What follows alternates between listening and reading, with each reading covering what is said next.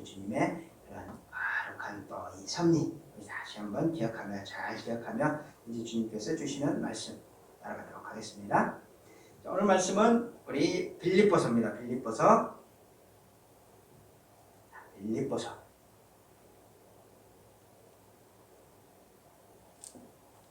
자, 빌립보서 318페이지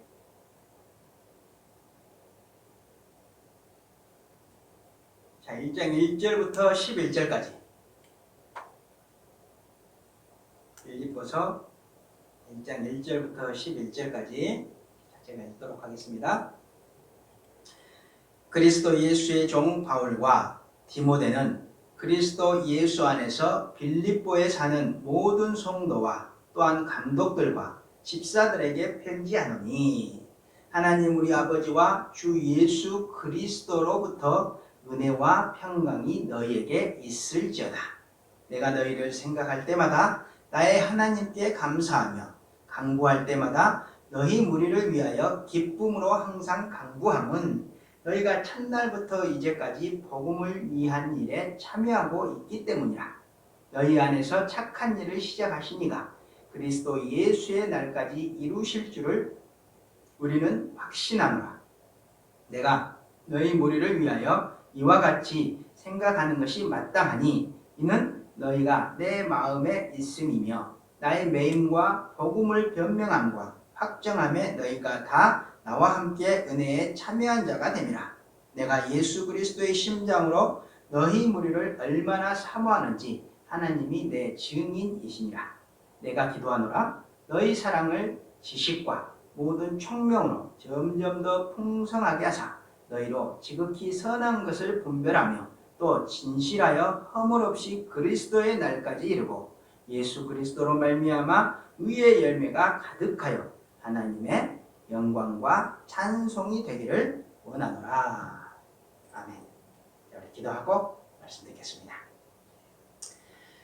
아버지 하나님 감사드립니다. 오늘도 저희들 주님 품에 품으시고 또 저희 예배를 받아주시고 예배 가운데 함께 하셔서 말씀 주시며 진리의 기둥 세울 수 있도록 귀한 은혜의 시간 허락해 주셨으니 감사드립니다. 이 시간 주신 말씀들 통해 주님의 음성을 들을 수 있게 하시고 들은 음성을 저희들 삶에 정말 녹아내려 저희들 온전한 그리스도인으로 또 온전한 예배자로 살아가는 또 순례자로 살아가는 저희들 될 수 있도록 축복하여 주시옵소서. 우리 주님의 크신 은혜가 오늘 이 자리에 함께한 모든 영혼들과 함께 하시고 또 이 자리에 참석하지 못했지만 각자의 주소에서 주님 바라보며 주님을 간절히 사모하는 영혼들에게 함께 하시기를 간절히 바라보며 거룩하신 예수 그리스도 이름으로 간절히 기도드립니다. 아멘. 자, 오늘은 지금 빌립보서를 하는데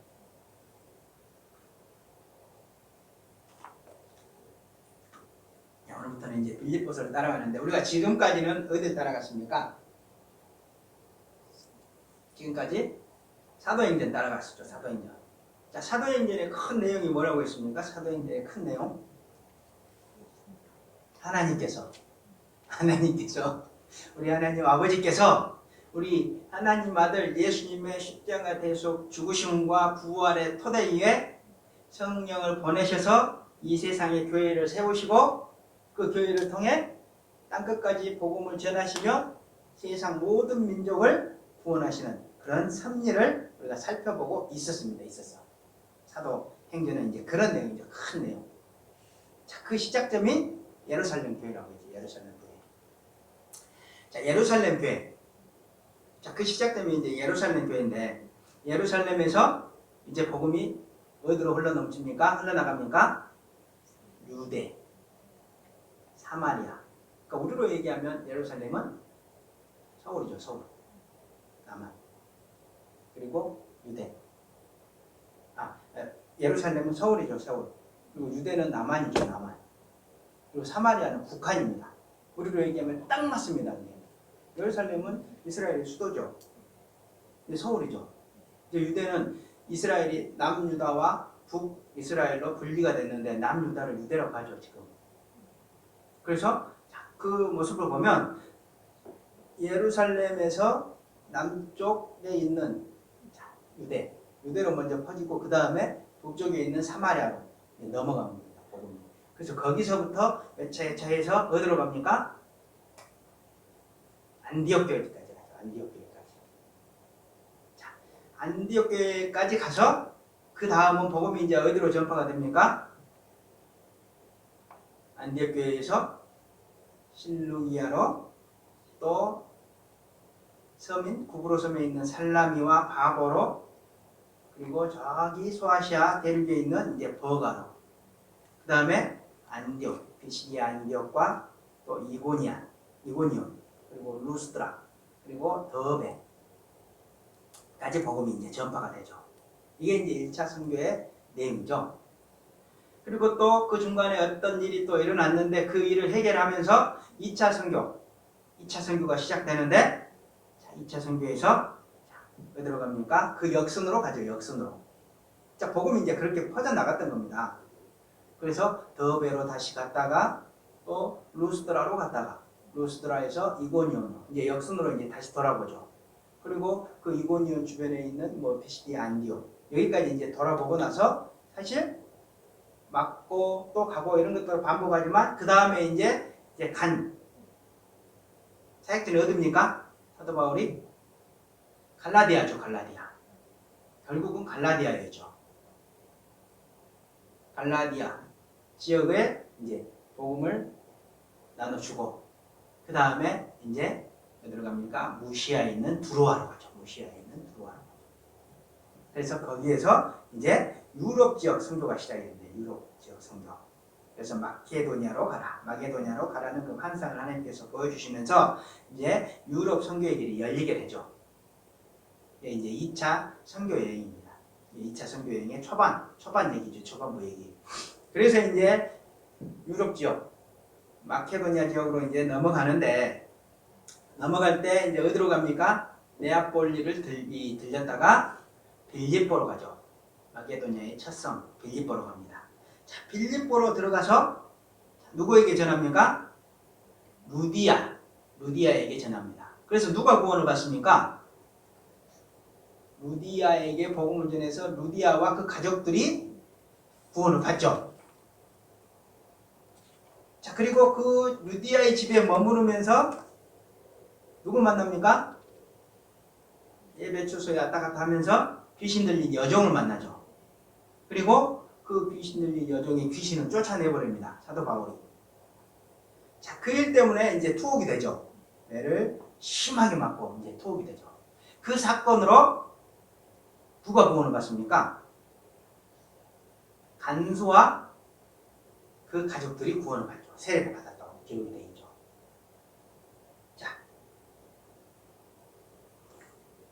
여기까지 살펴봤는데, 자, 여기까지 살펴보면서 지금 여기 빌립보 지역에 자, 어떤 일이 일어났습니까? 그러면 빌립보 교회가 세워진 거죠. 빌립보 교회. 자, 빌립보 교회. 이렇게 세워진 교회가 빌립보 교회입니다. 빌립보 교회. 자, 빌립보 교회가 그렇게 세워졌는데 이제 오늘부터는 이제 잠시 자, 그렇게 개척한 이제 세워진 빌립보 교회에 사도 바울이 한 14, 15년이 지나서 이제 서신서를 하나 보내죠. 빌립보 교회에 서신서를 보내는데 그 서신서 이름이 뭐냐면 빌립보서죠. 우리가 잘 알고 있는 빌립보서. 그래서 그 빌립보서의 내용을 살펴보면서 사도 바울과 그 빌립보 교회의 그런 유대 관계 그리고 그런 내용을 통해서 하나님께서는 우리 현대교회에 또 어떤 내용을 또 어떤 음성을 주시는지 그것들을 좀 살펴보고 다시 우리 사도행전으로 돌아가도록 하겠습니다. 그래서 오늘부터는 빌립보서를 길지 않기 때문에 좀 살펴보고 이제 사도행전으로 다시 돌아가겠습니다. 자, 빌립보서입니다. 빌립보서. 자, 그러면 이제 빌립보서의 저자는 누굽니까? 이 지금 빌립보서의 저자는 누구겠습니까? 누구겠습니까? 당연히 사도 바울이죠. 사도 바울. 인간 저자. 1장 1절에 보면 그리스도 예수의 종 바울과 이렇게 돼 있죠. 그러니까 본인이 이 빌립보서의 저자라는 걸 밝히고 있습니다. 지금. 자, 저자는 인간 제자죠. 근데 인간 제자는 빌립보서의 인간 제자는 사도 바울이죠. 하지만 궁극적인 제자는 누굽니까? 하나님이죠. 하나님. 우리 사도 바울, 예수님의 종 사도 바울을 사용해서 하나님이 보내시는 편지고, 우리 예수님께서 이 빌립보 교회 그리고 오늘날 현대 교회에 보내는 그런 편지죠. 편지. 그렇기 때문에 우리는 빌립보서를 세우시고 그 교회에 서신서를 보내시는 주님의 음성에 더 귀를 기울이면서 따라가야 된다는 거죠. 자, 그리고 이 빌립보서가 언제쯤 기록이 됐냐면, 빌립보서는 지금 12절을 보시면, 형제들아 내가 당한 일이 도리어 복음 전파의 진전이 될 줄을 너희가 알기를 원하노라. 그러므로 나의 매임이 그리스도 안에서 시위대 안과 그 밖의 모든 사람에게 나타났으니, 나의 매임이라고 돼 있죠. 그러니까 또 투옥이 됐다는 겁니다. 또 투옥이 됐어. 자, 이게 로마에서 이제 투옥 사건인데, 이때 이 시기가 언제냐면 AD 61년부터 63년경 첫 번째 바울의 투옥 사건입니다. 계속해서 로마 감옥에 들락날락합니다.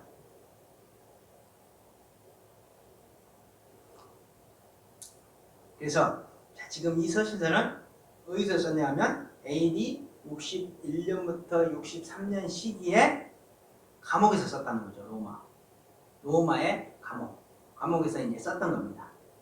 자, 이렇게 억중서신이라고 하죠. 그거를 억중서신, 옥에서 쓴 서신서. 자, 이거는 몇 개가 있습니까? 우리 신약 성경에 보면 서신서가 4개가 있습니다. 제일 처음에 에베소서도 감옥에서 쓴 겁니다. 그리고 골로새서, 이것도 감옥에서 쓴 겁니다. 그리고 빌레몬서, 이것도 감옥에서 쓴 겁니다. 그리고 마지막에 빌립보서, 이거 감옥에서 쓴 거죠. 이제 앞에 세 개는 이제 거기에 갇혔을 때, 투옥됐을 때 초반기에 쓴 거고, 이제 이 빌립보서는 이제 후반기 아마 AD 63년경에 쓴 걸로 우리가 추정을 하고 있습니다. 내용을 보면 그렇구나, 이거 충분히 이제 미루어 짐작할 수 있는 내용이 나오는데, 빌립보서 2장 25절부터 28절 사이에 보면 어떤 내용이 나오냐면, 에바브로 디도라는 그런 인물이 나오는데, 자, 이 디도는 이제 빌립보 교회에서 바울이 이제 투옥됐다는 소식을 듣고 바울을 돕기 위해서 파송한 인물이었습니다. 그런데 그가 바울의 감옥 수발을 이제 들던 도중에 병이 걸립니다. 근데 그 병 걸린 소식이 빌립보에 들립니다. 빌립보 교회. 그래서 빌립보 성도들이 그것 때문에 이제 근심을 하게 되죠. 그러니까 그 소식을 들은 또 에바브로 디도는 또 그것 때문에 빌립보 교회가 근심을 하기 때문에 또 근심을 하죠. 그런 과정에서 하나님이 이제 그 에바브로 디도를 고쳐주십니다. 자, 그러자 그 기쁜 소식과 함께 다른 이제 몇 가지 내용들을 이제 빌립보 교회에 전하기 위해서 에바브로 디도를 다시 빌립보에 보낸다는 내용이 나옵니다. 자, 이런 내용으로 봤을 때 이제 뭐 투옥되고 빌립보 교회가 그 소식을 듣고 또 디도로 보내고 또 디도가 아프고 소식을 빌립보 교회가 다시 듣고 또 그 빌립보 교회가 그래서 근심하는 소식을 또 에바브로 디도가 또 듣고 근심하고 또 낫고, 자, 이런 일련의 과정들 상당히 시간이 흘렸겠죠. 자, 그렇기 때문에 그런 내용들을 이제 우리가 봤을 때 이 서신서는 AD 63년경에 이제 쓰여진 거다. 우리가 이렇게 알고 계시면 될 것 같습니다. 에바브로 디도 이제 나오는데, 에바브로 디도는 골로새서에도 이제 에바브라라는 이름이 나오는데 다른 이름입니다. 다른 이름. 우리 이 빌립보서에 대해서 그 정도는 알고 들어가야 된다. 빌립보서의 저자는 사도 바울이다. 그렇지만 궁극적인 제자는 하나님이시다. 그리고 기록연대는 바울이 로마 감옥에 투옥됐던 AD 63년경에 일어난 그런 쓰여진 서신서다. 그러면 지금 AD 63년경에 쓰여졌으면 바울의 2차 선교가 AD 한 50년경에 50년 전후에 이제 있었던 거죠. 1차는 49년 전후에 있었던 거고 2차는 AD 59년 경에 이제 시작이 된 거죠. 그러면 이제 한 2, 3년이 지났겠죠. 빌립보 교회를 개척하고 한 12, 3년이 지나서 빌립보 교회에 서신서를 보내는 내용이 빌립보서라는 얘기입니다. 그 사이에 어떤 일이 있었고 또 어떤 내용들을 우리 하나님께서 말씀하시는지 우리가 이제 살펴보도록 하겠습니다. 자, 1절을 보시면 1절과 2절은 이제 인사말입니다. 인사말. 자, 그리스도 예수의 종 바울과 디모데는 이렇게 시작하죠. 그리스도 예수의 종 바울과 디모데는 자, 이렇게 시작하는데 여기 이제 특별한 게 뭐냐 하면 다른 서신서에는 그리스도 예수의 종 여기까지만 기록되어 있는 게 아니고 사도라는 직분이 들어가 있습니다. 사도, 본인이 사도라는 직분을 꼭 넣습니다. 우리 로마서 한번 볼까요? 로마서 1장 1절.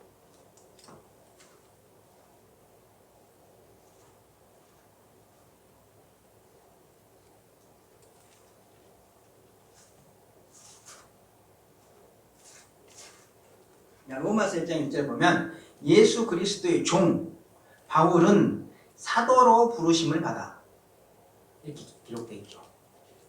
자, 예수 그리스도의 종 바울은 사도로 부르심을 받아. 사도라는 얘기를 지금 강조를 하고 있죠. 딱 넣습니다. 자, 고린도전서 1장 1절도 볼까요? 고린도전서 1장 1절도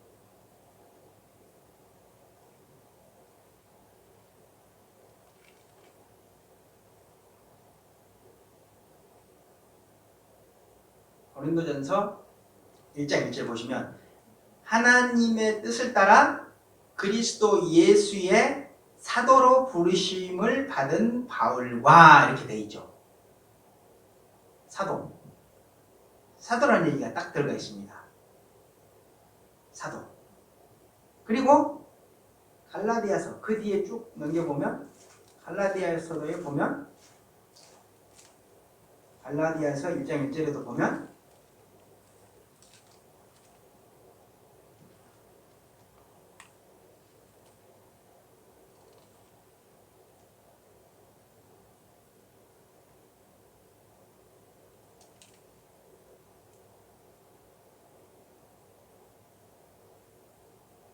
갈라디아서는 없네요.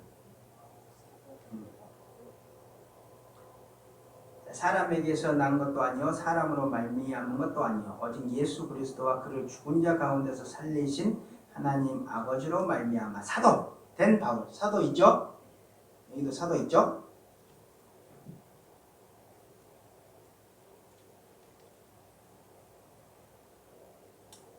자, 이렇게 보면 계속 에베소서도 그렇고 골로새서도 그렇고 디모데 전후서 심지어 그렇게 같이 다녔던 디모데 전후서도 그렇고 디도서도 그렇고 계속 사도로 본인을 소개하는데 지금 이 빌립보서를 보낼 때는 본인이 사도라고 지금 하는 명칭을 뺍니다. 직분은.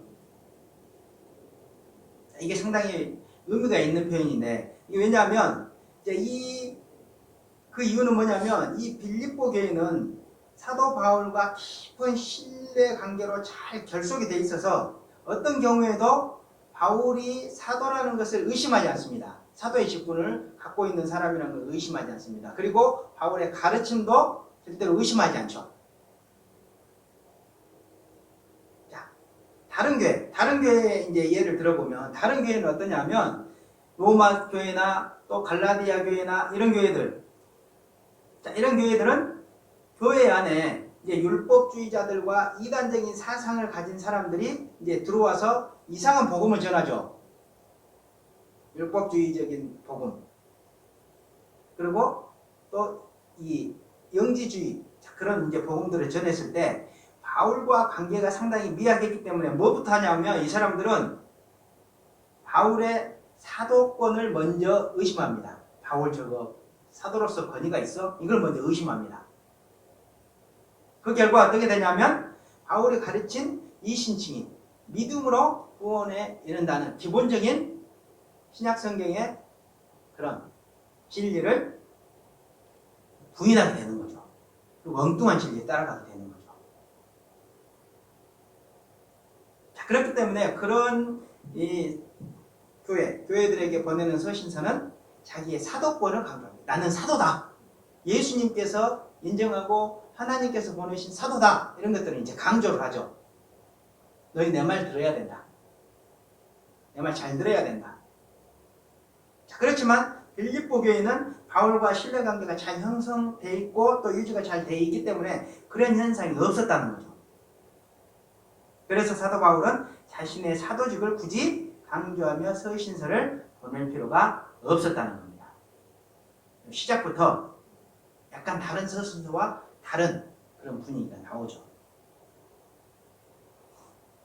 자, 그런 이유로 이제 바울은 서신서를 이제 보내는데 자신에 대해서 사도 직분이라는 걸 이제 떼고 뭐라고만 합니까? 지금 예수의 종, 그리스도 예수의 종 이렇게 나오죠. 그리스도 예수의 종.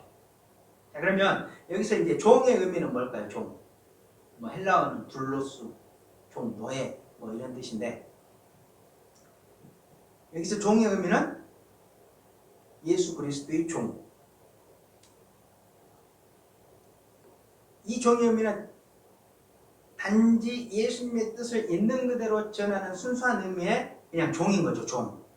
자기가 뭐 더하거나 빼거나 이게 아니고 예수님의 그런 뜻을 있는 그대로 전하는 순수한 의미의 노예, 예수님의 노예, 종입니다.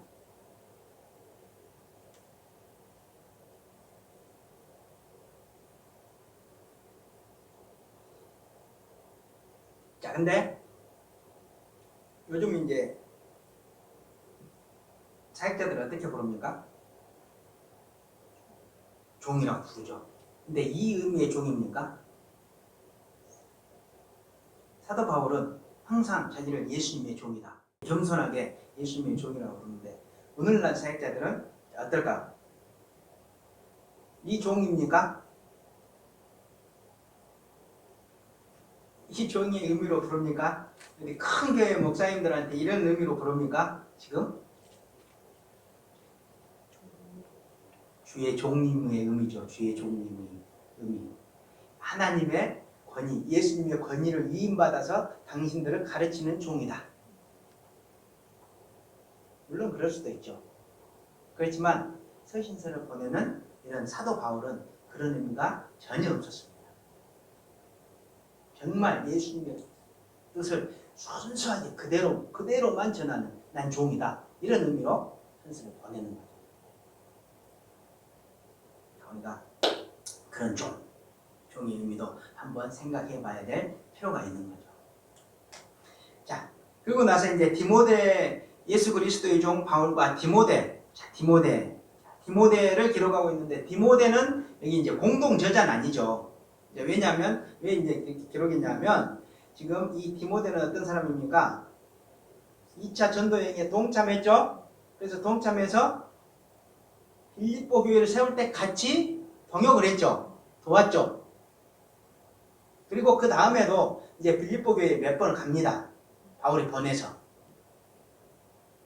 그래서 이제 빌립보 교회를 잘 이렇게 케어도 하고 이제 그런 인물이었습니다. 빌립보 교회에 잘 알려진 인물이었는데 이 당시에 디모데를 빌립보로 다시 파송할 계획을 갖고 있었습니다. 자, 2장 19절 볼까요? 2장 19절, 빌립보서 2장 19절.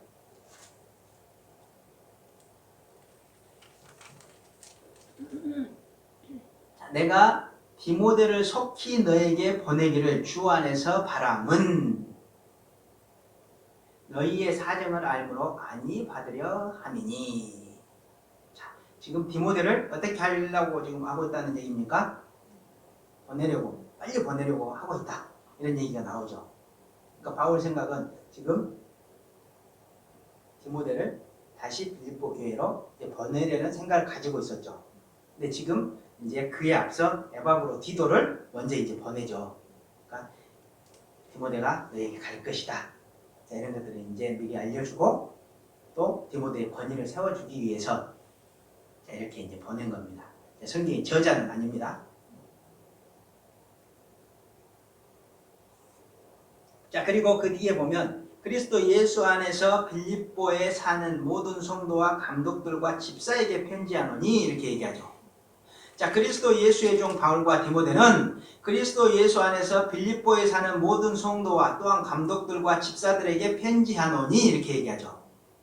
자, 지금 어떤 직분이 나옵니까? 감독과 집사 직분이 나오죠.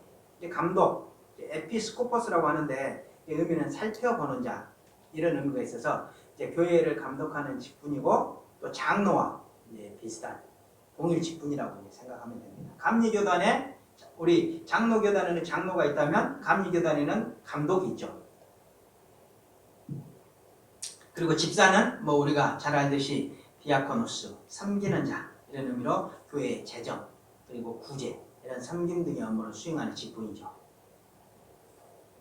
자, 이런 내용을 봤을 때 지금 교회를 개척하고 한 2, 3년이 지난 이후 AD 63년 당시에 그 지역의 교회들, 그 당시의 교회들 내에 이런 직분들이 이미 자리 잡고 있었다는 거죠. 그리고 이제 특히 이제 이 빌립보 교회는 교회 내에 이런 직분자들이 있을 만큼 어떻게 됐다는 겁니까? 성장을 했다는 거죠. 성장을.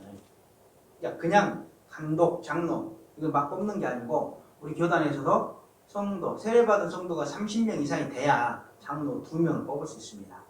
그런 규정들이 있습니다. 그러니까 감독이 있다는 것. 자, 이런 거는 어느 정도 성장을 했다는 거죠. 교회가. 그 당시에도 규정이 있었겠죠. 빌립보 교회가 이제 그런 직분자들이 있을 만큼 충분히 이제 성장을 했고 또 각 성도들은 각자에게 주어진 이런 직분에 따라서 교회를 조직적으로 잘 섬기고 있었다는 사실을 보여주죠. 자, 1장에서는 이제 그런 내용들을 슬쩍 언급을 해줍니다. 1절에서는. 자, 그리고 이제 2절로 넘어가면 1절과 2절은 인사말이라고 했습니다. 인사말. 자, 2절로 넘어가면 하나님 우리 아버지와 주 예수 그리스도로부터 은혜와 평강이 너에게 있을지어다. 지금 사도 바울이 뭔가를 축복해주고 있습니다. 축복해주고 있어. 인사말에서 이제 빌립보 교회를 뭔가 축복을 해주고 있는데 어떻게 축복을 하냐 하면 하나님 우리 아버지와 주 예수 그리스도로부터 은혜와 평강이 너에게 있을지어다. 이렇게 축복을 해주고 있는 거죠. 자, 은혜, 평강. 자, 그런데 은혜와 평강을 이게 축복 기원을 해주고 있는데, 자, 지금 오늘 본문이 말하고 있는 은혜와 평강, 평강의 근원은 어디에서부터 나오는 은혜와 평강입니까? 하나님 우리 아버지와 주 예수 그리스도로부터 나온 은혜와 평강이죠. 그랬을 때 그 은혜와 평강의 의미는 뭐겠습니까? 자, 그 은혜와 평강입니다. 그냥 은혜와 평강이 있을지어다 이게 아니고 하나님 우리 아버지와 주 예수 그리스도로부터 은혜와 평강이 너에게 있을지어다 이렇게 얘기합니다. 근원을 말해주죠. 그러면 그랬을 때 그 은혜라고 하는 건 뭐겠습니까? 하나님께서 주신 은혜죠. 하나님께서 어떻게 주신 은혜겠습니까? 자신의 아들 예수님의 십자가 대속 죽으심과 부활을 믿는 성도들에게 값없이 주시는 은혜죠. 그 은혜. 하나님 아버지께서 자신의 아들 예수님의 그 십자가 대속 죽으심과 부활을 믿는 성도들에게 값없이 주시는 은혜. 그 은혜인 겁니다. 그럼 뭐라고 얘기합니까? 죄사함이라고도 하고 영생이라고도 하고 구원이라고도 하죠. 이게 가장 성도들에게 가장 큰 복이죠. 이런 복이 임하기를 지금 기원해주고 있습니다. 자, 평강은 그럼 보겠습니다. 평강. 평강. 그 구원의 은혜에 대한 확신, 믿음과 그에 따른 감사로부터 흘러나오는 뭐겠습니까? 마음의 평안과 안식이죠. 마음의 평안과 안식의 복. 자, 이거를 지금 축복해주고 있는 거죠.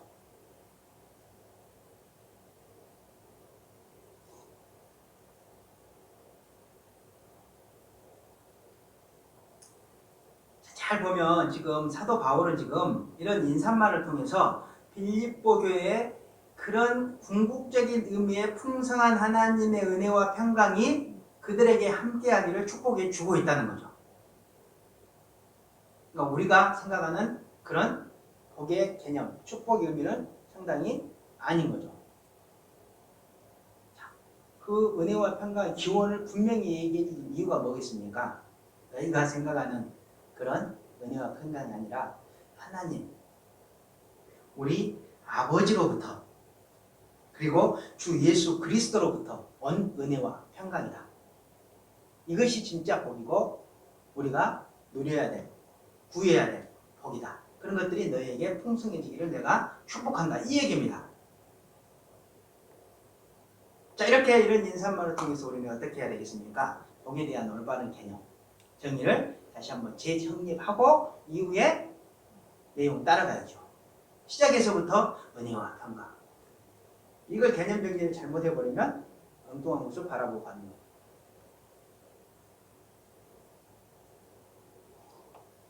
자, 꼭 집어서 하나님 우리 아버지와 주 예수 그리스도로부터 오는 은혜와 평강을 우리가 구해야 한다는 것. 우리가 다시 한번 기억을 하고 이제 3절과 4절로 넘어가겠습니다. 3절로 넘어가면 3절과 4절을 보시면 내가 너희를 생각할 때마다 나의 하나님께 감사하며 간구할 때마다 너희 무리를 위하여 기쁨으로 항상 간구함은 이렇게 이야기하고 있죠. 자, 3절과 4절 보면 3절과 4절 보면 내가 너희를 생각할 때마다 나의 하나님께 감사하며 간구할 때마다 너희 무리를 위하여 기쁨으로 항상 간구함은 이렇게 얘기하고 있죠. 빌립보서 우리 1장 3절과 4절 보시면 자, 무슨 얘기입니까? 내용을 정리해보면 사도 바울은 계속되는 사역 중에서 빌립보 교회를 생각했고 그들을 위해서 간구했다는 겁니다. 그리고 생각할 때마다 감사가 넘쳤고 간구할 때마다 그의 마음에 기쁨이 넘쳤다는 거죠. 그래서 사역하는 그 십몇 년 동안의 세월 동안 사도 바울은 빌립보 교회를 생각했고 그들을 위해서 간절히 기도했는데 생각할 때마다 감사가 넘쳤고 또 간절히 기도할 때마다 기쁨이 넘쳤다는 거죠. 자, 그런데 가만히 생각해보면 그럼 당시까지 바울은 정말 많은 교회들을 개척했습니다. 무수한 교회들, 이방 교회들 특히 이제 개척했죠. 그 대부분의 과정은 어떤 과정이었습니까? 순간순간이 고난의 연속이었죠. 고난의 연속. 전부 다 고난이었습니다. 보면. 자, 그런 격정의 시기 동안 바울은 빌립보 교회를 생각했다는 겁니다. 그리고 생각할 때마다 감사와 기쁨이 넘쳐났다는 거죠.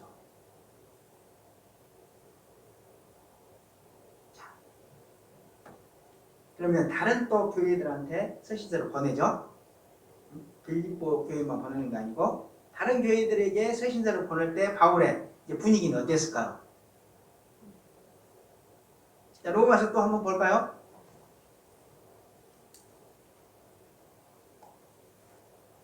로마서 1장.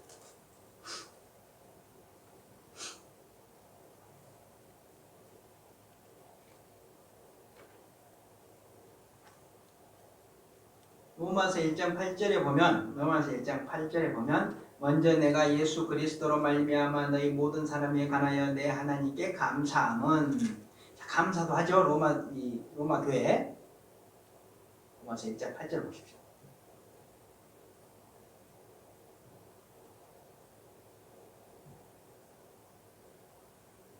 로마서 1장 8절 보시면 자, 로마 교회에 보내는 서신인데 먼저 내가 예수 그리스도로 말미암아 너희 모든 사람에게 관하여 내 하나님께 감사함은, 물론 감사하죠.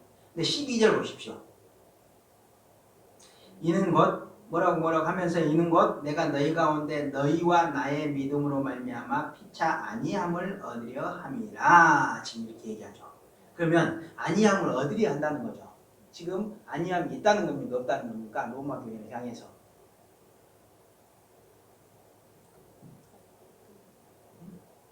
지금 뭔가를 주려고 하는데, 그걸 통해서 뭔가를, 이 서신서를 통해서 또 본인이 나중에 방문해서 로마 교회에 뭔가를 주어서 로마 교회도 아니함을 얻고 본인도 아니함을 얻으려고 지금 한다는 겁니다, 내용이.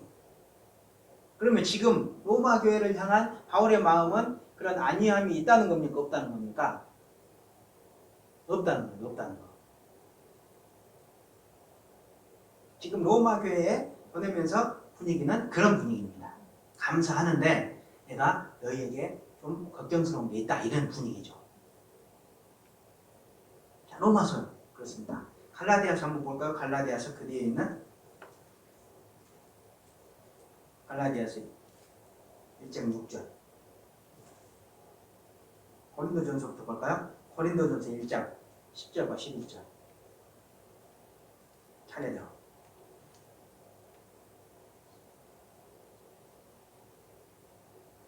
고린도전서 1장 10절과 11절 보면,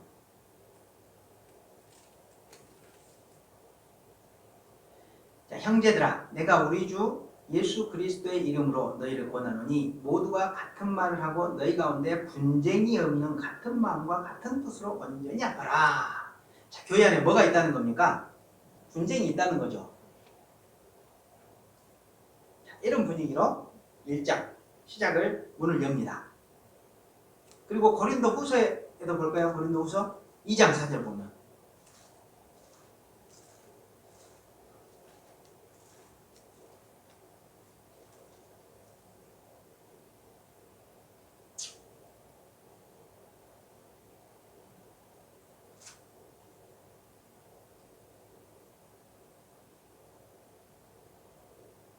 이 장 4절 보면, 내가 마음에 큰 눌림과 걱정이 있어 많은 눈물로 너희에게 써노니 이는 너희로 근심하게 하려 한 것이 아니요 오직 내가 너희를 향하여 넘치는 사랑이 있음을 너희로 알게 하려 함이라. 자, 뭐가 있다는 겁니까? 근심이 있다는 거죠. 근심이.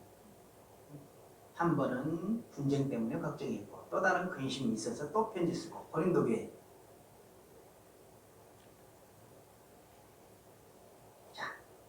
그리고 나서 갈라디아서 그 뒤에 보면 또 갈라디아서 교회도 한번 볼까요? 갈라디아서 1장 6절 보시죠. 6절. 그리스도의 은혜로 너희를 부르신 이를 이같이 속히 떠나 다른 복음을 따르는 것을 내가 이상하게 여기노라. 아예 대놓고 이렇게 얘기죠. 너희들 이상한, 진짜 너희들 바라보면 이상한 마음이 든다. 자, 근데 빌립보 교회는 어떻게 시작했습니까? 그들을 생각할 때마다 감사가 넘치고 기쁨이 넘친다고 얘기하죠. 굉장히 다르죠, 분위기가. 그리고 이 좀 더 특이한 점은 지금 앞에서 로마서, 갈라디아서, 고린도전서는 뭡니까? 옥중에서 쓴 게 아니죠. 그러니까 편안한 시대, 이 상황 가운데서 쓴 겁니다. 그런데도 상당히 근심이 있고 부정적인 시각이 있었죠. 근데 이 빌립보서를 쓸 당시에는 바울은 이미 어디에 갇혀있는 상태였죠. 그럼에도 불구하고 그들을 생각할 때마다 감사와 기쁨이 넘쳤다는 겁니다. 빌립보 교회에 대한 엄청난 애정이 있었다는 거죠. 애정이 있었다는 거.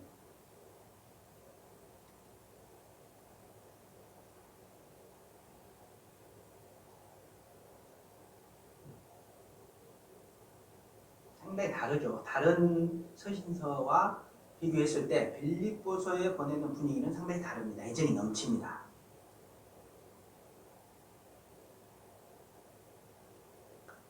우리도 누군가 다른 사역자들 또 우리 주님이 우리를 생각할 때 그런 마음을 갖고 계셨으면 얼마나 좋겠습니까? 우리 교회도.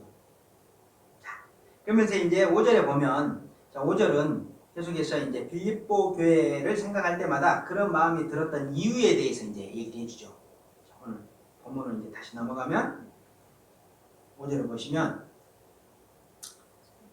자, 간구함은 이렇게 끝났죠. 그 이유는 이제 5절을 말해주는 거죠. 5절에서 그 이유는 뭐라는 겁니까? 너희가 첫날부터 이제까지 복음을 위한 일에 참여하고 있기 때문이라. 이렇게 얘기하죠.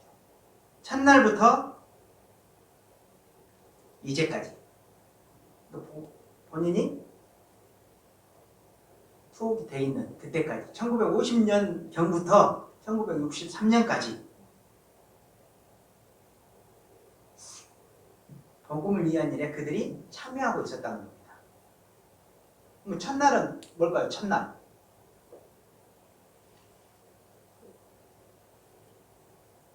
자, 첫날은 어떤 걸 의미할까요? 개척한 날. 개척한 날 그 이전에 그들이 세대 받은 날이죠. 루디아. 제일 첫 그런 전도 받은 사람. 그 이제 교회 개척의 기초죠. 그때부터 계속 또 복음을 위해서 참여했다. 이거는 무슨 의미겠습니까? 그들이 섬김과 물질과 사랑의 마음과 기도로 사도 바울과 동역했다는 거죠.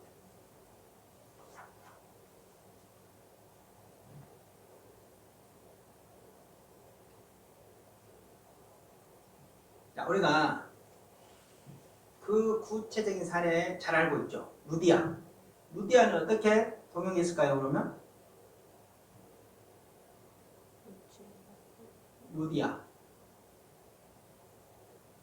루디아가 어떻게 했습니까? 딱 세례를 받은 다음에 그 가족들이 세례를 받은 다음에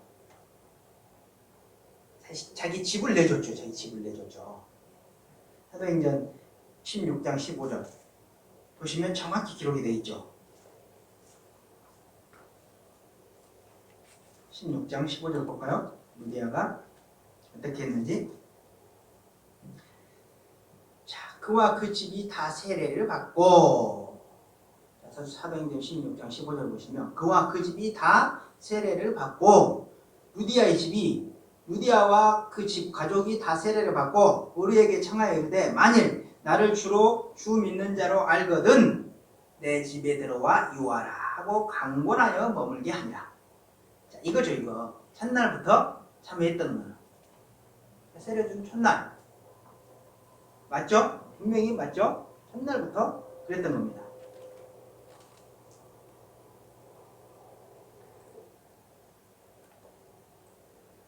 자, 그런 일만 한 거 아니죠? 자, 그 다음에 또 어떤 일을 했냐면 고린도 후서 11장 9절 한번 볼까요? 고린도 후서 11장 9절.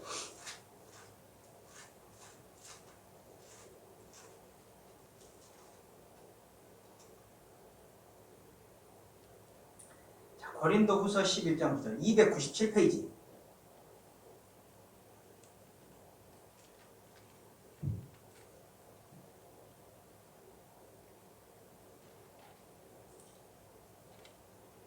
자, 보시면 9절 보시면 또 내가 너희와 함께 있을 때 비용이 부족하였을 때, 여기 지금 여기서 내가 너희는 누구냐면 고린도 교회죠. 고린도 지금 후서잖아요. 그러니까 고린도 교회한테 지금 얘기하고 있는 겁니다. 지금 내가 너희와 함께 있을 때 비용이 부족하였을 때 아무에게도 누를 끼치지 아니하였음은 마게도냐에서 온 형제들이 나의 부족한 것을 보충하였음이라. 여기서 마게도냐에서 온 형제는 누구냐면 빌립보 교회 형제들입니다. 그러니까 고린도 교회에 있을 때 사역할 당시에 이제 경제적으로 후원을 한 거죠.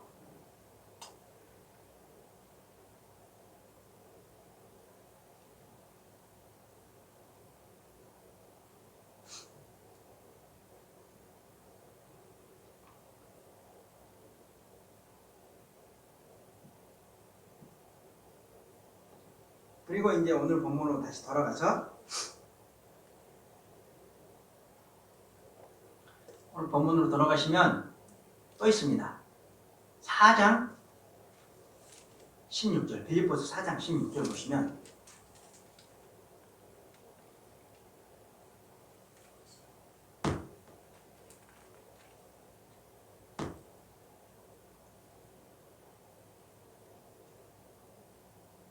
(15절부터) 보시면 빌립보 사람들아 너희도 알거니와 복음의 시초에 내가 마게도냐를 떠날 때 주고받은 내 일에 참여한 교회가 너희 외에 아무도 없었느니라. 아까 그거 얘기하죠?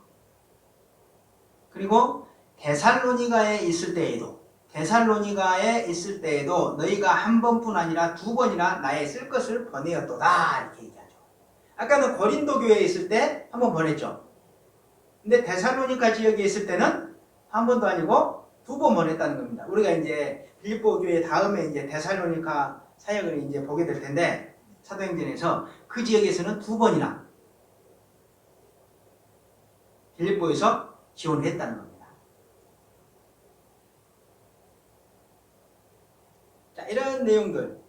자, 이런 내용들과 이제 관련해서 우리가 생각해 보면 사도 바울이 빌립보 교회를 그렇게 생각하며 기뻐했던 이유가 뭐라는 겁니까? 그들이 첫날부터 섬김과 헌금으로 사도 바울의 사역에 참여했었다는 거죠.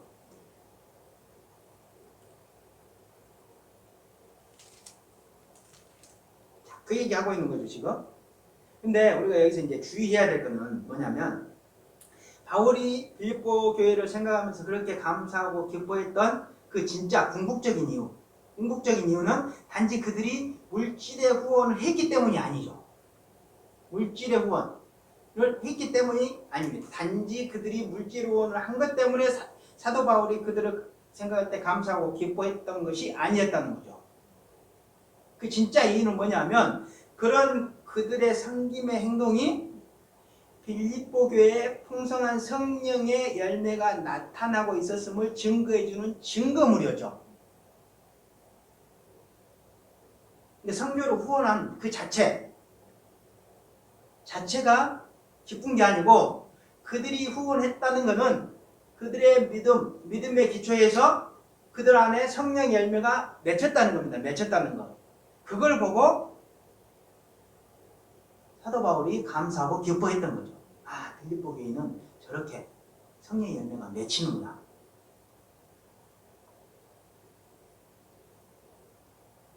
단순히 헌금했기 때문에 그게 아닙니다. 자, 그걸 알 수 있는 게 뭐냐면 빌립보서 4장 17절에 보면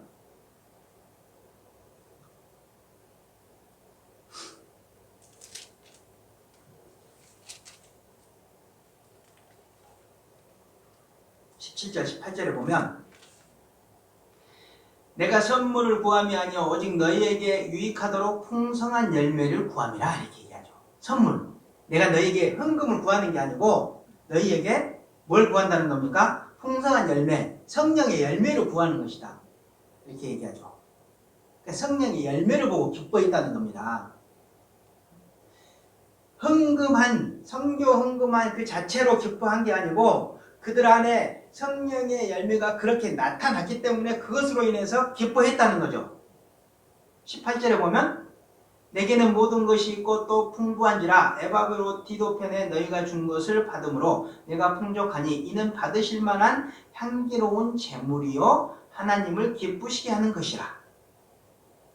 헌금 자체가 아니라 그들의 마음, 그것을 보내는 그들의 마음이 향기로운 제물이었다는 거죠. 제물. 하나님이 기쁘시게 받으시는 것. 결국 그들의 그런 헌금과 섬김은 뭐였다는 겁니까? 단순한 헌금이 아니라 그들의 믿음과 함께하는 하나님께 드리는 영적인 제물이었다는 거죠. 제물을. 그래서 그를 보고 기뻐했다는 겁니다.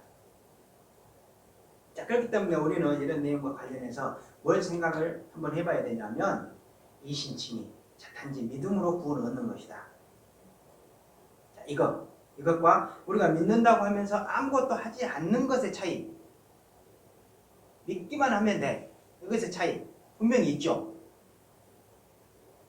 믿음으로만 구원을 받는다고 해서 내가 믿기만 하면 돼.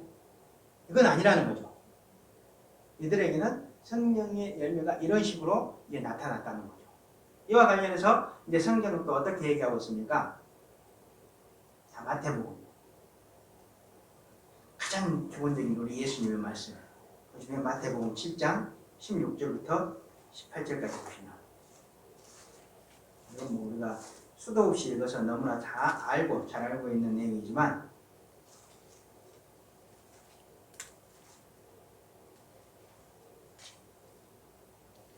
마태복음 7장 16절부터 18절 부터 보시면 그들의 열매로 그들을 알지니. 뭘로 안다는 겁니까? 열매로 그들을 안다는 거죠. 열매로 사람을 안다는 거죠. 사람을. 뭘로? 성령의 열매로 그들의 사람을 이제 안다는 거죠. 가시나무에서 포도를 또는 엉겅퀴에서 무화과를 따겠느냐? 이와 같이 좋은 나무마다 아름다운 열매를 맺고 못된 나무가 나쁜 열매를 맺나니 좋은 나무가 나쁜 열매를 맺을 수 없고 못된 나무가 아름다운 열매를 맺을 수 없느니라. 분명히 이제 예수님이 이렇게 말씀하시죠. 무슨 말입니까? 믿음에는 이런 성령의 열매가 나타나기 마련이라는 겁니다. 마련. 그리고 성도의 믿음은 그 믿음으로 인해서 나타나는 그런 행함으로 검증을 받는다는 거죠.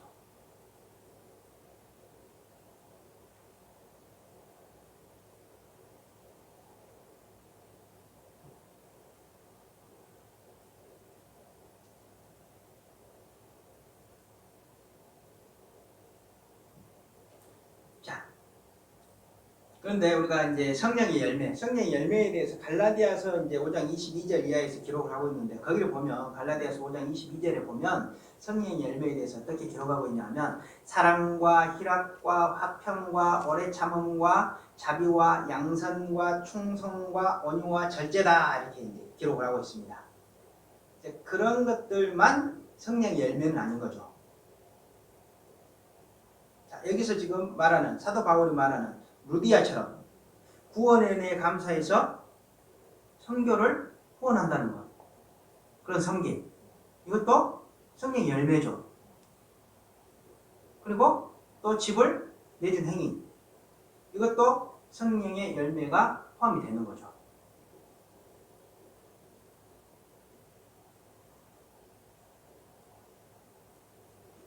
자, 그리고 그런 내용들과 함께 성경이 말하고 있는 그런 중요한 대목은 뭡니까? 행함이 없는 믿음은 그 자체가 죽은 믿음이다. 이렇게 얘기하죠. 야고보서 2장 17절에서. 제가 항상 자주 인용하는 그런 문구지만 예수님도 말씀하셨고 예수님의 동생 야고보 사도도 이렇게 얘기한 겁니다.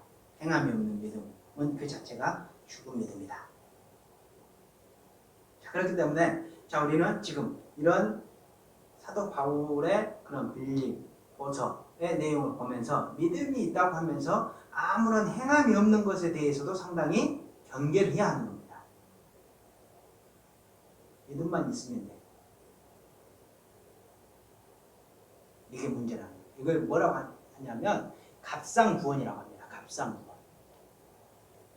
단지 믿음으로 구원을 받는다. 이 의미는 그 의미가 아니죠. 자, 그런데 또 예수님께서 그런 행함이 없는 원인에 대해서도 가르침을 제공하셨죠. 자, 요한복음 15장 4절 한번 보실까요? 그런 열매, 행함이 없는 이유.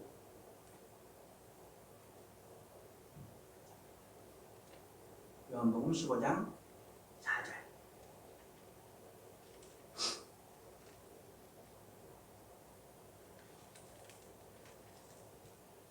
113페이지 시냐? 내 안에 거하라. 나도 너희 안에 거하리라. 가지가 포도나무에 붙어있지 아니하면 스스로 열매를 맺을 수 없음 같이 너희도 내 안에 있지 아니하면 그리하리라. 자, 왜 열매가 맺히지 않는다는 얘기입니까? 그들이 예수님 안에 거하지 않기 때문에. 그러니까 무슨 말이냐면 성도가 진정한 의미를, 진정한 믿음을 가지고 예수님의 은혜를 생각하며 그 안에서 살게 되면 예수님께서 그 성도 안에 성령님으로 이제 거하시게 되는 거죠. 그래서 성령의 열매를 맺게 해주신다는 겁니다. 그렇지만 그렇지 않고 예수님과 동떨어진 삶을 살면 생각지도 않고 은혜에 대해서 묵상하지 않고 감사와 은혜도 없이 그렇게 살면 성령 열매가 맺히지 않는다는 거죠.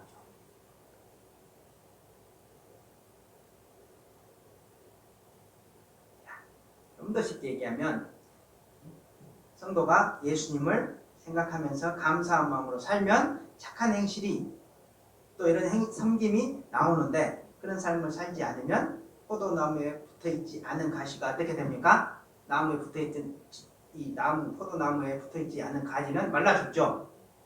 그런 것처럼 그들 안에도 아무런 행함의 열매가 나타나지 않는다는 거예요.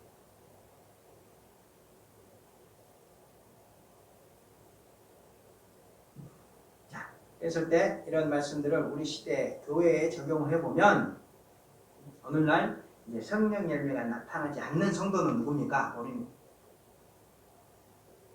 오늘날 성령의 열매가 나타나지 않는 성도들, 적극적으로 못된 행동을 하는 사람들, 이 사람들은 당연히 성령 열매가 나타나지 않죠. 근데 아무것도 하지 않는 성도, 믿는다고 하면서 이거 성령 열매가 나타납니까? 안 나타납니까? 자, 그런 성도들의 행동, 패턴 역시 뭐라는 겁니까? 예수님과 예수님의 은혜를 생각하지 않고 살아가는 삶이 그 원인이라는 거죠. 가만히 생각해보면 우리가 예수님의 은혜를 생각하고 예수님의 그런 사랑을 깊이 묵상하면서 살면 내가 예수님 위해서 뭘 해드릴까? 이렇게 큰 은혜를 받았는데 뭔가를 하고 싶은 열정이 생각나게 되죠. 떠오르게 됩니다. 내가 예수님을 생각하는데 그냥 은혜의 감사만 나온다. 이거는 절름발이죠. 절름발. 근데 오늘날 그런 잠자는 영혼들이 많다는 거죠.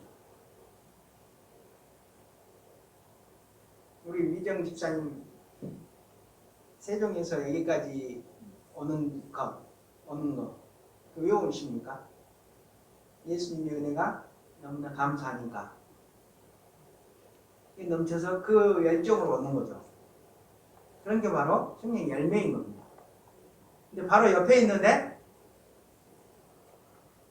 예배에 안 온다. 내가 예수님의 은혜를 깊이 생각하는 사람입니까? 아닙니까?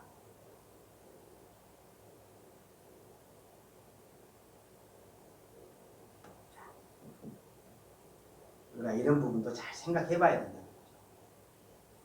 하지만 빌립보 교회는 구원받은 이후 이 당시까지 지속적으로 어떻게 살았습니까? 그들이 믿음의 근원이신 하나님 아들 예수님의 십자가 은혜와 부활의 진리 속에서 살았다는 거죠. 그리고 그 결과 그들에게 그런 섬김과 믿음, 행함의 열매가 나타났다는 거죠. 자, 사도 바울은 그런 그들의 열매를 바라보며 빌립보 교회를 생각할 때마다 하나님께 감사의 마음이 흘러넘쳤고 그들을 위한 간구와 기쁨이 흘러나왔다는 겁니다. 그 자체, 흥금 자체만이 아니죠. 그 흥금 자체만으로 기뻐했던 건 절대 아닙니다. 오해하시면 안 됩니다. 그들 안에 성령의 열매가 맺힌 증거가 나타났기 때문에 그렇게 나타났기 때문에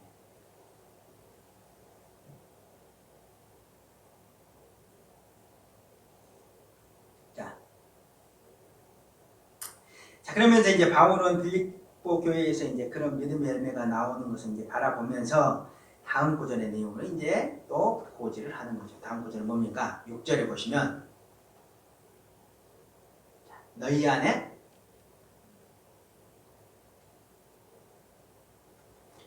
착한 일을 시작하신 이가 그리스도 예수의 날까지 이루실지를 우리는 확신하노라. 자, 너희 안에 착한 일을 시작하신 이가 그리스도 예수의 날까지 이루실지를 우리는 확신하노라. 자, 너희는 빌립보 교회죠. 착한 일은 뭡니까? 하나님이 베풀어 주신 구원의 은혜죠. 좀 더 구체적으로 얘기하면 복음을 전해주시고 그들의 마음을 열어주시고 또 그들이 모든 것을 합력해서 선을 이루시는 하나님의 뜻에 따라 복음을 믿도록 해주신 일이죠. 자, 빌립보 교회 우리가 지금 앞에서 보면 루디아 마음을 열어주셨죠. 하나님이. 간수 어떻게 하셨습니까? 간수가 그런 어려움을 겪고 심리적 압박감을 지나서 하나님을 믿을 수 있도록 믿을 수밖에 없도록 인도해 주셨죠. 그런 이제 구원의 은혜인 거죠. 그런 착한 일. 자, 너희 안에 착한 일을 시작하십니다. 그 구원의 그런 손길을 베풀어 주신 이가 또 이는 하나님이요.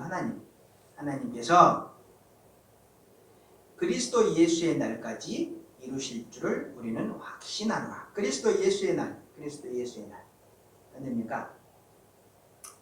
마지막 때죠. 마지막 때. 이 세상 마지막 때.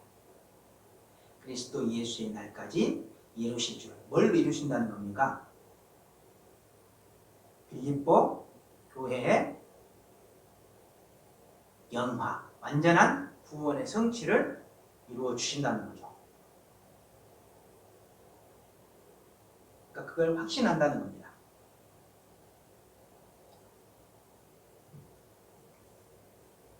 너희 안에 착한 일을 시작하신 구원의 복음을 허락해 주신 우리 하나님께서 그리스도 예수의 날, 이 세상 마지막 때까지 너희들의 구원을 보호해서 성취해 주실 것이다. 이것을 확신한다는 거죠.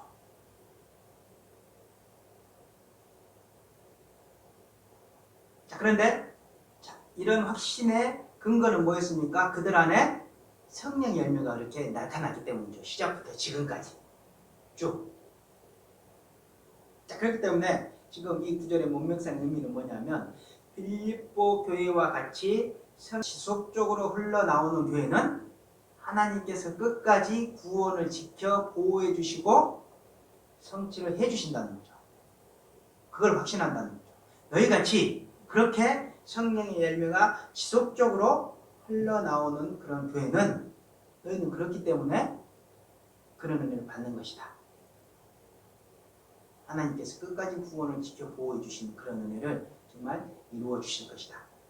이렇게 지금 사도 바울은 얘기하고 있는 거예요.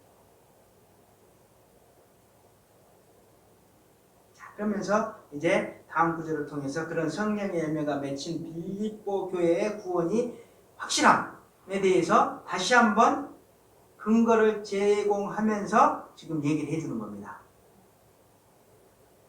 자, 이번에는 지금 감옥에 있을 당시에 그들이 성령의 열매를 어떻게 보여줬는지 그거에 대해서 지금 얘기해 주시면서 자, 이런 너희이기 때문에 하나님께서 너희의 구원을 끝까지 이루어 주실 것이다.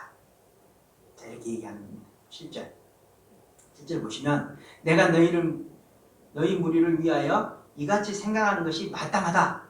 맞다는 거죠. 앞에서 지금 얘기하는 것이. 자, 이는 너희가 내 마음에 있음이며 나의 메임은 뭡니까? 뭐라고 그랬습니까? 아까? 감옥에 갇힌 일이라고 그랬죠. 로마 감옥에 갇힌 일. 자, 나의 메임과 복음을 변명함과 확정함. 네. 자, 복음을 변명하고 확정함. 그러니까 이 변명하고 확정함이라는 의미는 뭐냐면 복음을 변호하고 반론해서 증거를 제시한다는 거죠. 그래서 복음이 사실임을 명확하게 입증한다는 겁니다. 그러니까 바울이 감옥에서도 복음을 변호하고 반론의 증거를 제시하면서 복음이 사실이라는 것을 명확하게 입증하는 일을 했다는 거죠. 복음을 공격해 오는 사람들이 있으면 반론도 제시하고 그의 근거도 제시하고 이래서 복음은 사실이다. 자, 이런 사역을 감옥에서도 지금 했다는 겁니다.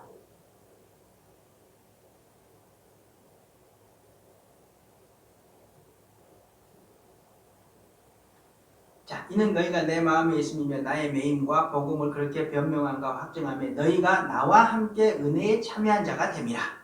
너희가 나와 함께 은혜에 참여한 자가 됩니다. 자, 은혜에 참여했다. 어떻게 참여했을까요? 아까도 우리가 앞에서 살펴봤지만 빌립보 교회는 지금 사도 바울이 투옥되었을 그 당시에 사도 바울이 투옥됐다는 소식을 듣고 뭐랍니까? 또 헌금을 보내죠. 그리고 에바브로 디도를 보내서 옥바라지를 하게 합니다. 자, 이렇게 복음에 참여한 거죠.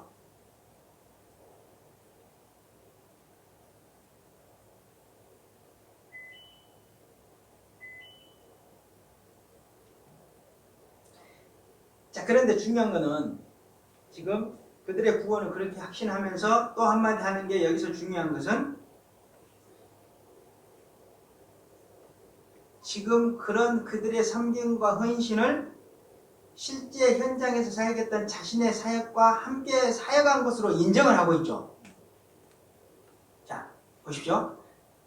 이는 너희가 내 마음에 있음이며 나의 매임과 복음을 변명함과 확정함에 자, 바울이 옥에 갇혀서도 복음을 변명하고 이제 확정하는 일은 그런 복음 전파 사역을 했는데 그런 너희가 다 나와 함께 은혜에 참여한 자가 됨이라. 그들이 그런 섬김과 헌신으로 사도 바울이 지금 하고 있는 일과 동역하는 것으로 인정을 하고 있는 거죠, 지금. 직접 빌립보 교회가 그 일을 한 건 아니지만 사도 바울이 한 것과 동역한다고 참여했다고 지금 인정을 하고 있는 거죠. 자, 그 의미는 뭡니까? 궁극적으로 사도 바울을 사용해서 이 말씀을 기록하게 하신 하나님의 뜻도 동일하시다는 거죠.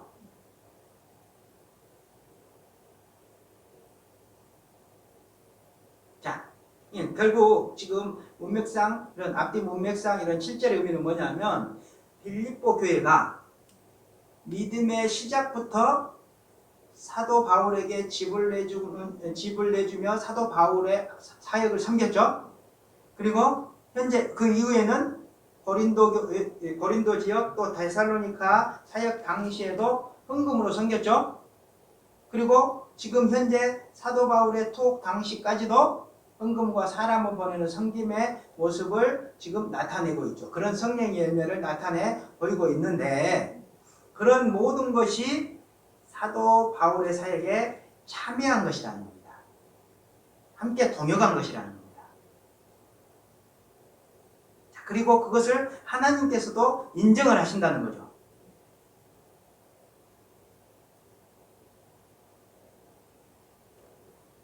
그렇기 때문에 그런 섬김의 열매, 성령의 열매가 지속적으로 흘러나오는 빌립보 교회를 하나님께서 끝까지 지켜주신다는 겁니다. 구원을 성취해 주신다는 지금 이 내용입니다. 앞뒤 내용이 그런 내용입니다.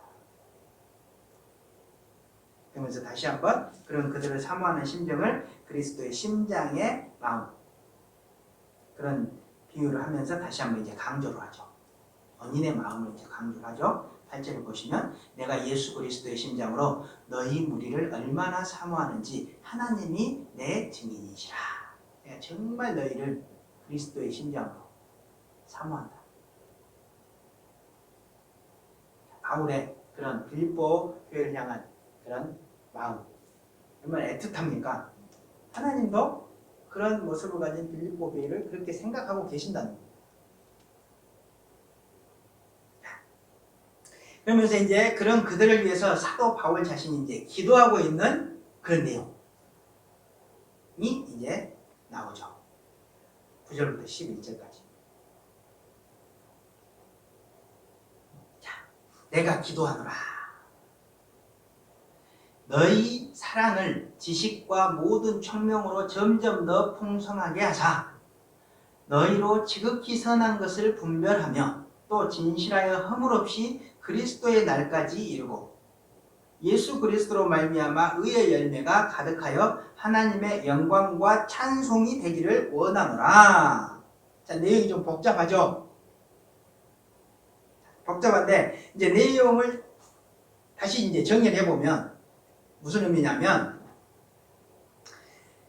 자, 사도 바울이 지금 빌립보 교회를 향해서 기도하고 있는 그 기도 제목이 뭐냐면, 자, 빌립보 교회에 지금 뭐가 이미 있는 게 뭡니까? 지금 이 내용은 내가 기도하느라 너희 사랑을 이렇게 얘기하죠. 자, 이미 그들 안에는 뭐가 있습니까? 사랑이 있는 겁니다. 이미. 자, 사랑. 이미 있는 사랑에 뭘 더하라는 겁니까? 더해주라고 하나님께 기도한다는 겁니까? 그들에게 사랑이라고 하는 성령의 열매가 이제 풍성히 맺혀 있는데, 그들에게 지식과 모든 총명으로 점점 더 풍성하게 해달라고 기도하고 있다는 거죠. 자, 그래서 너희로 지극히 선한 것을 분별하게 하며, 그래서 그들이 지극히 선한 것을 분별할 수 있게 해달라고 지금 기도하고 있다는 겁니다. 사랑이 넘치는 교회에, 이미 사랑이 넘치는 교회에 이제 너희에게 지식과 총명이 점점 더 부어져서 지극히 선한 것을 분별할 수 있게 내가 기도하고 있다, 이렇게 얘기합니다. 지극히 선한 것은 뭐겠습니까? 진짜 복음인지 가짜 복음인지 영적인 분별력을 얘기하는 거죠.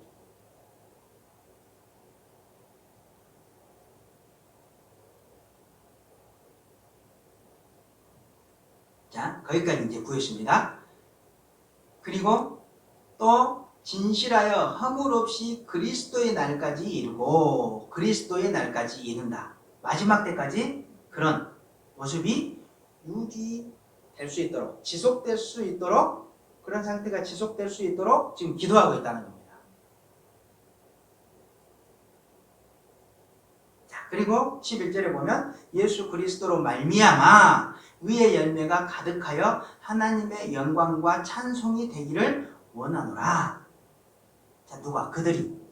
빌립보 교회가 하나님의 영광과 찬송이 되기를 원하는데, 무엇으로부터 말미암아서? 아마서 예수 그리스도로부터 말미암아서. 그러니까 이 의미는 뭐냐면, 자, 그들이 예수님의 십자가 대속 죽으심과 부활의 은혜로부터 말미암아 의의 열매가 삶에 가득하게 되기를 구한다는 거죠. 그래서 그들이 하나님의 영광과 찬송이 되기를 원한다, 이렇게 지금 기도하고 있다는 겁니다.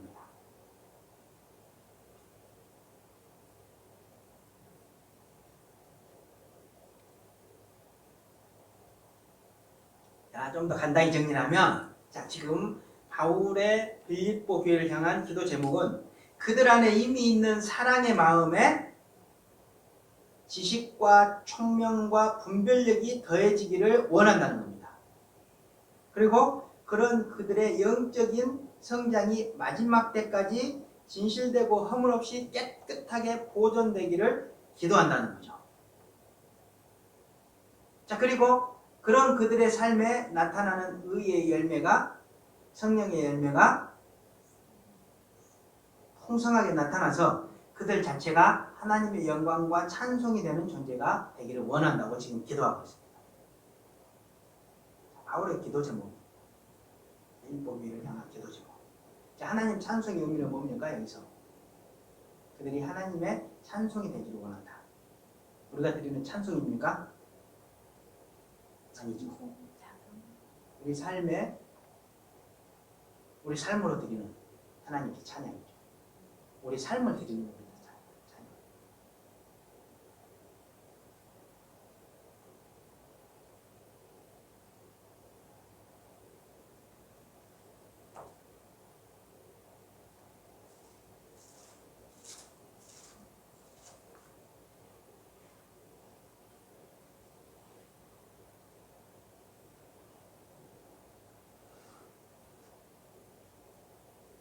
자, 결국 지금 사도 바울은 지금 이미 믿음의 기초 위에 서 있고 성령의 열매가 넘치는, 사랑이라고 하는 성령의 열매가 넘치는 교회인 빌립보 교회를 향해서 거기서 더 성장하라는 거죠. 그리고 거기서 더 성장해서 오직 하나님의 영광과 찬송이 되는 존재가 되기를 기도하고 있다는 겁니다. 쉽게 얘기하면. 우리의 기도 제목과 상당히 다르죠. 사도 바울은 하나님의 은혜와 평강을 위해서 그들을 축복했고 그 교회를 위해서 이런 기도를 했습니다. 자, 세상적인 기도, 세상적인 게 들어가 있습니까? 안 들어가 있습니까? 한 톨도 없습니다. 한 톨도 없어. 자, 이런 지금 사도 바울의 기도 제목을 받아 이렇게 보면서 우리의 기도 제목은 어떤지 한번 돌아봐야죠. 당연히. 자, 그러면 지금 사도 바울은 당시 빌립보 교회를 향해서 그런 기도 제목을 가지고 기도를 했었는데 지금 우리에게 이런 빌립보서를 보내시는 하나님의 마음은 어떤 마음이실까요?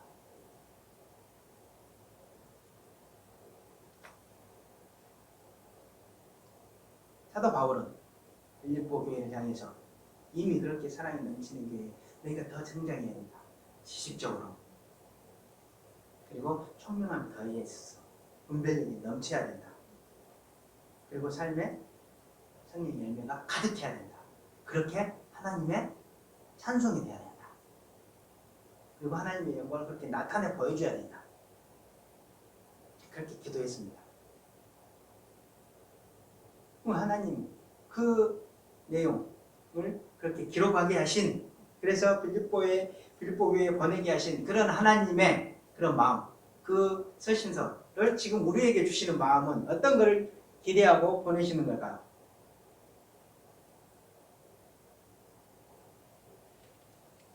우리의 삶 역시 삶으로 드리는 하나님에 대한 감미로운 찬양이 되기를 원하고 계시는 거죠. 그런 삶의 예배를 받으시고 싶다는 거죠. 근데 우리는 그런 삶의 그런 생명의 열매로 하나님께 찬양이 되는 그런 삶을 살아왔습니까? 지금 살고 있습니까? 돌아보면 별로 없죠. 어떻게 생각해 보면 우리도 아까 얘기했던 믿는다고 하면서 아무것도 안 하는 성도일지도 모릅니다. 자, 그러면 이제 어떻게 해야 됩니까? 이제 어떻게? 자, 이런 편지를 받았습니다. 이제 우리 하나님께서 우리에게 주시는 편지를 받았습니다. 우리 어떻게 해야 됩니까? 이제 지금이라도 그런 성령의 열매가 맺히는 삶으로 달려나가야죠. 어떻게 그럴 수 있다고 우리 예수님께서 얘기하셨습니까? 예수님 하니까 가장 간단한 방법이죠. 우리가 교회 안에서나 교회 밖에서나 늘 예수님 생각하고 예수님의 그 은혜, 십자가의 대속 죽으심의 은혜, 그 은혜를 우리가 묵상하며 그걸 바라보며 산다면 우리 안에 어떤 경우에라도 성령의 열매가 풍성하게 열리게 된다는 거죠. 어려운 거 아니죠. 그렇게 하시라는 거예요. 자, 지금 우리 이 빌립보서를 보낸 우리 하나님의 심정, 어떤 심정이시겠습니까? 빌립보 교회 성도들이 했으면 너희도 그렇게 할 수 있다는 마음이시죠. 그래서 너희에게 빌립보서를 보낸다. 자, 이런 말씀하시는 거죠. 자, 이제는 누가 하나님의 그런 찬양이 돼야 되겠습니까? 우리가 하나님의 찬양이 돼야 됩니다. 어떻게? 우리의 삶으로 우리 예수님을 묵상하고 따라가면서 주님께서 주시는 그런 열정으로 이렇게 따라가시면 됩니다. 자, 이제 그런 회복 길로 나가시는 우리 성도님들이 되시고 그렇게 해서 정말 빌립보 교회를 향한 하나님의 마음처럼 우리를 향한 그 하나님의 마음이 늘 기쁘고 또 사랑이 넘치는 그런 마음만 가질 수 있도록 우리가 그렇게 하나님께 잘 우리를 드릴 수 있기를 바랍니다.